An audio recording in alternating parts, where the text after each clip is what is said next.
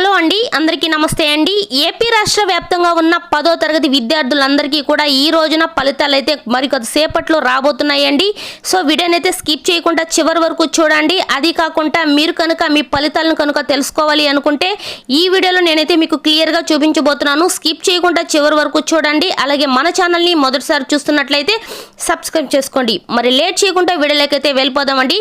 AP రాష్ట్ర వ్యాప్తంగా ఉన్న 10వ తరగతి విద్యార్థులందరికీ కూడా ఈ రోజు 11 గంటలకి ఏప్రిల్ 22వ తేదీ సోమవారం రోజున అంటే ఈ రోజున 11 గంటలకైతే మీ ఫలితాలు అయితే విడుదల కాబోతున్నాయి. విజయవాడలో విద్యాశాఖ కమిషనర్ సురేష్ కుమార్ అయితే ఈ రోజు 11 గంటలకి ఫలితాలు అయితే రిలీజ్ చేస్తున్నారండి. మీరు కూడా తెలుసుకోవాలి, మీరు పాస్ అయ్యారో లేదో అనుకుంటే నేను డిస్క్రిప్షన్లో లింక్ అయితే ఇచ్చినాను. ఆ లింక్ని కనుక క్లిక్ చేసినట్లయితే మీ ఆల్ టికెట్ నెంబర్ అయితే సబ్మిట్ చేయండి.